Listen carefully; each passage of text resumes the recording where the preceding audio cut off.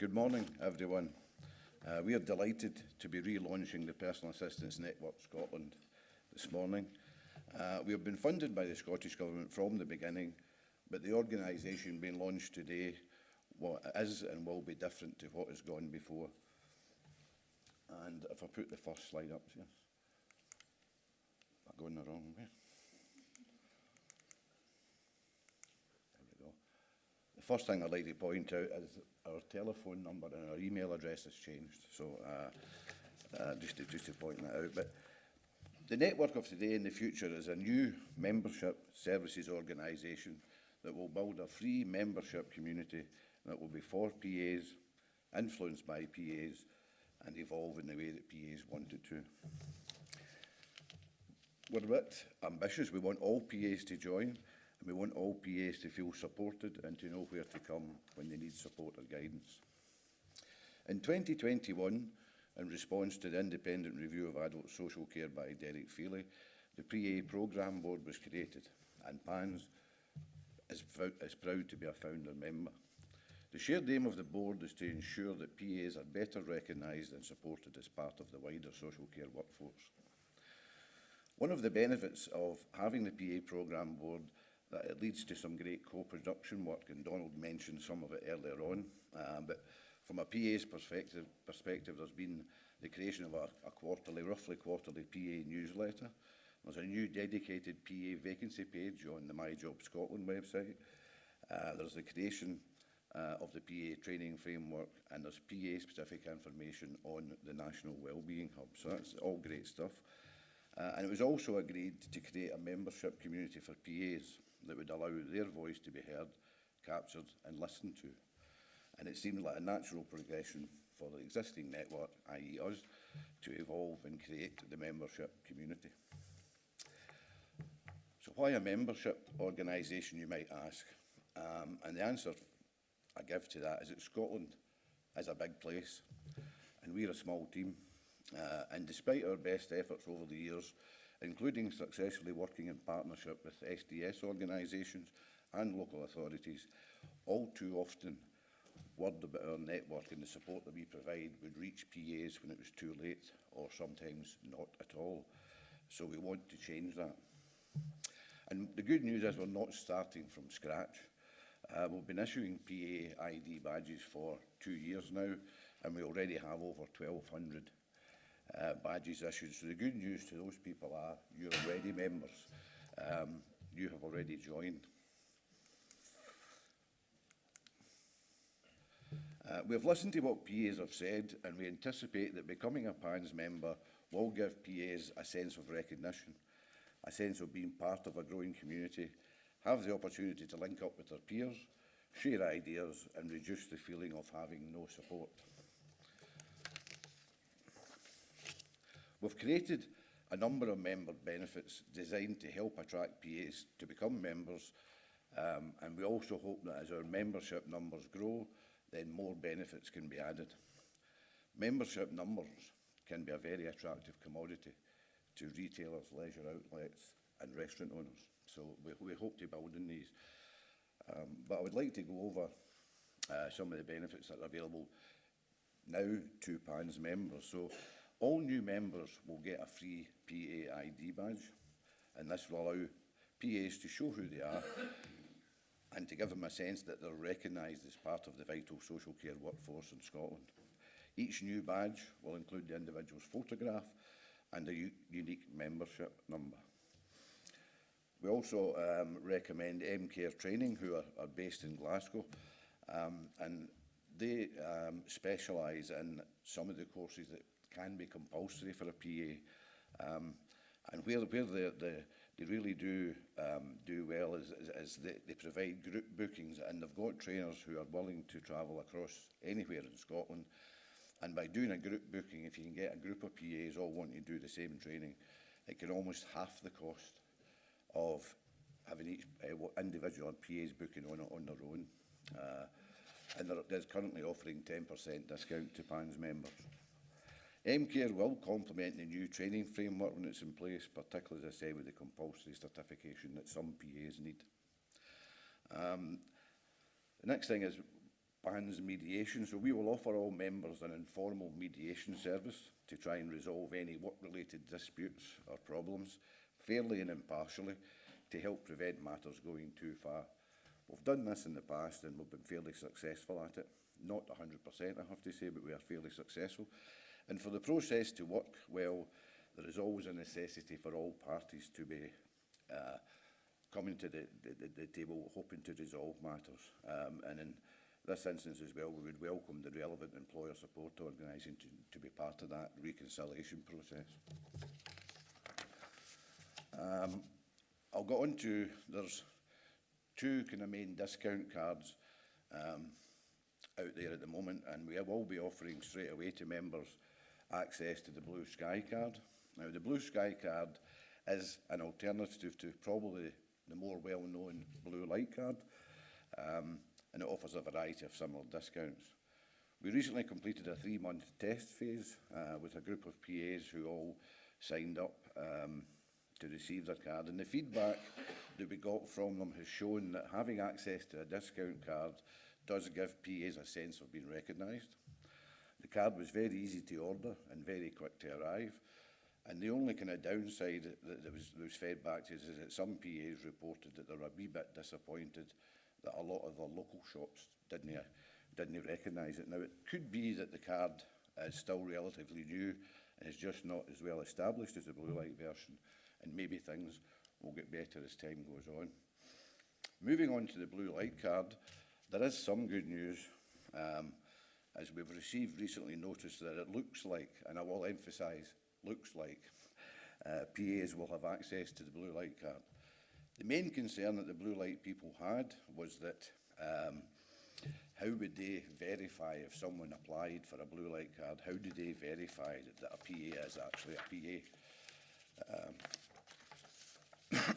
So we've confirmed with them, we've been in discussions with them for quite some time now, but we have confirmed that all our members will be verified PAs, and we can assure them that anybody uploading a picture of their PA ID badge or confirming their PAN's network membership number will be a verified PA. So hopefully we'll resolve their issue. We await an update and we'll definitely let people know if and when they have access. I have been chasing them in the last couple of weeks, hoping to announce it today that they've got access, but unfortunately they haven't got back as yet. You'll also find on the website that we're showcasing a couple of insurance companies. Now, this is maybe a wee bit stretching it a wee bit to say this is a unique member benefit. It's not. But insurance is vital for PA employers and self-employed PAs, and it can also be important for employed PAs, depending on the needs and the choice of the individual. But see, we've chosen to showcase the two biggest and probably best known companies in the social care marketplace, as both offer much more than just insurance. For example, if a PA employer takes out insurance for themselves, it can often mean that their PAs have access to free online training courses. But just to be very clear, we are not recommending either of the two organisations. That decision should rightly be up to each individual. And I have to also add, like the BBC, we have to say that there are other insurance companies out there. So that's the benefits that are available to PAs now, but there's other benefits currently in the pipeline that we're hoping to add very, very shortly. The first of which is union membership. We had some discussions over the past months with a number of unions, but we intend to recommend that Unite the Union as the union that PAs should join if they want to. We're just putting the finishing touches to the Unite membership offer to network members, including the important details of what the monthly fees will be for that. And we hope that this will be available very soon. Union membership itself also comes with a suite of other benefits you can expect from a large union. But I'd just like to be a cautionary note that if people go on the new website now, there is a bit about Unite on the website and there's a link to their website, but please don't join now, because if you join now, you'll pay the full fee and you won't get advantage of the discounted fee. But we hope to confirm that as soon as we possibly can. Another benefit pipeline is that WEA, who are my employer, we intend to offer all members a year's free membership of WEA. and this will give our members access to a wide range of educational benefits. The final details in the offer, I was speaking to some of my colleagues yesterday, we're putting it together, and that will go on the website very soon, so look out for that. And last but not least, again, one of my other colleagues is working on digital skills workshops. Now, the world is becoming more digital by default, and more opportunities and services are moving online. So if there's a demand, we will create digital workshop sessions that are tailored for PAs who might need additional help to gain the skills to access online opportunities. And the training will be offered in a safe, private and secure way. So again, that's some of the benefits that are available now. 2 or 3 there at the end. I said it will be available very shortly, and we're hoping to keep adding as we go along. So keep looking at the website from time to time, and hopefully you'll see some more updates. I missed a slide. I'm not very good at this. Multitasking is not my best witness. You shouldn't tell him. So our overall aim in creating the website was to provide a useful platform for PAs to get questions they have answered, to feel part of a community of PAs, and create a space where their opinions can be voiced and heard. The website is intended for PA resources, and already lots of useful information is there, but we seek feedback from anyone who, if you look on the website and you go through it, and it might take you a while because it's much bigger than it was previously, but if there's anything that you glaringly think we're missing, please get in touch with us and we'll be happy to add that. I say today is also the official launch of the new website. We've taken time to engage with PAs to understand how best we can serve their needs. We have developed lots of new content, and PAs who have tested the new website have given us great feedback and seem to like it. It may, for those of you who have been listening to me in the PA programme, board meetings and other meetings from time to time, we seem to have been talking about the creation of this for quite a long time. And for those guys in the audience who are eagle-eyed and have read the programme, and you've seen my photograph in the programme, that's what I looked like when we started talking about creating this website. But there's been a significant increase in the uptake of option 1 over the past few years, and we believe that the need for PAs, and consequently the support mechanism for PAs, will only continue to grow. So the future, we're looking, as I say, for the PA voice to be heard, and part of our future plans is to create a PA advisory board. Now, the board will determine the future evolution of the network, and the board will mainly be made up of PAs. So we'll be seeking out existing members and those signing up as new members who might be interested to get involved, share their experience and expertise, and hope that through the advisory board that will guide the future of PAs, where we'll gather the voice of PAs and where we'll strive to make sure that that voice is heard.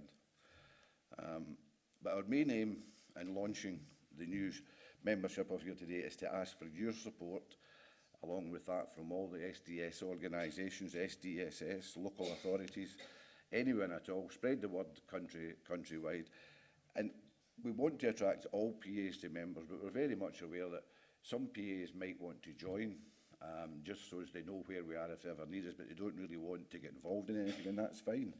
But if you want to join and you want to come on board and you want to be an active member, please come forward, tell us you want to be part of the board, and we can include you in that. So I don't really have an awful lot more to add to that, only to say a few thanks before I finish, and then Ray and I will try and answer any questions you might have. But so just finally, I'd like to thank the Scottish Government for their continued support. I'd like to thank Zach Anthony and his team at Kazink for the work on the revamped website. Thank Jeremy Adderley from SDSS for the support with the creation of the new membership database. And I'd like to say thanks as well to James Russell for his copywriting and creativity skills. Without him, God knows where we would be. We would still be halfway through creating website content. But last but not least, I'd like to thank our existing PA membership many of whom have given us their time during the testing phases of the website and the database, so thanks. And again, just lastly, thanks to all of you guys for giving us your time today, and hopefully Ray and I will be able to answer any questions that you might have. Thank you.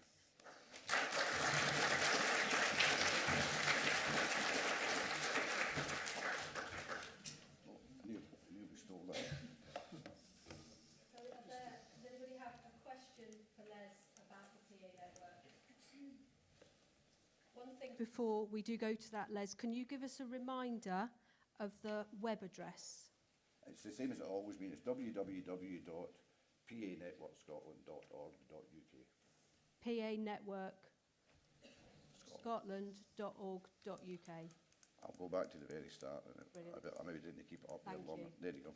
Does anybody have a question for Les about the PA network and the relaunch of the website?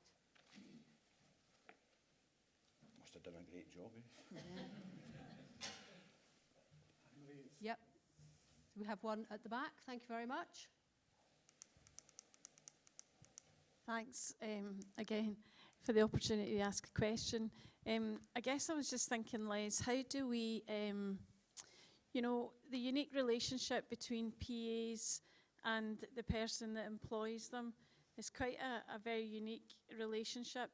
And I guess it feels a wee bit like we're moving more and more towards professionalising that role, and I suppose it's a spin-off from the question to the Minister this morning. We're moving more towards it, and it feels like some of the activity you've described takes us down that route as well. And I just wonder how we square that circle. Well, what I can say genuinely is that we do recognise the unique relationship, and we would never get involved with a PA without first telling them or suggesting to them that they should try informally. If they've got a dispute with their employer, 99 times out of 100 it can be sorted just by chatting to each other. But we don't want anything that we're going to introduce to impinge on that relationship, and it shouldn't, hopefully. But I'm sure you'll let me know, Anne-Marie, if it ever does. Thank you, Les. Do we have any questions from online, Donald? No question, but there are a couple of I think during the Minister's talk there was some comments about the cost of Disclosure Scotland as a barrier for PAs. There's some comments about the concern in the chat about the cost of mandatory training. So people in the chat are worried about the cost of training. Can the network help at all with that? Yeah, well, where the mandatory training goes, as I say, we recognise, I'll maybe stand here, I'm better, that for an individual to do, for example, moving and assisting training, if you book on as with a training company as an individual, it can often cost over £100 for an individual. So what we would help with, if a group of PAs came to us and said there's 10 or 12 of us, we all need that training, we can contact MCare, as I mentioned, and they can, if you get a group of PAs doing the same training, it can cost half of that, you know. But I've always been an advocate right from the start that all PA training should be free of charge, but nobody seems to listen to me. Thank you, Les. We'll take one more question before we go to the break with a woman down here, third row from the front. Thank you.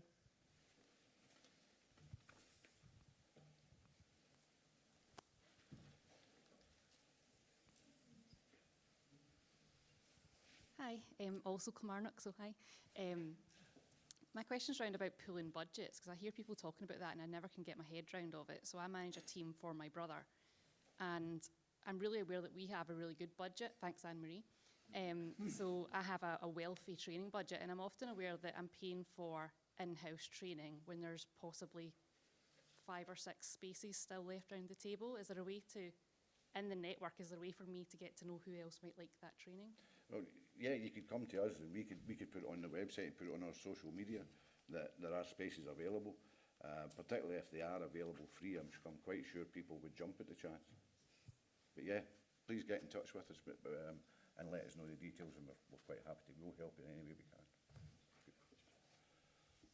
Thanks, Les. Okay, thank you. Okay, thanks Les and Ray for joining us this morning. Thanks.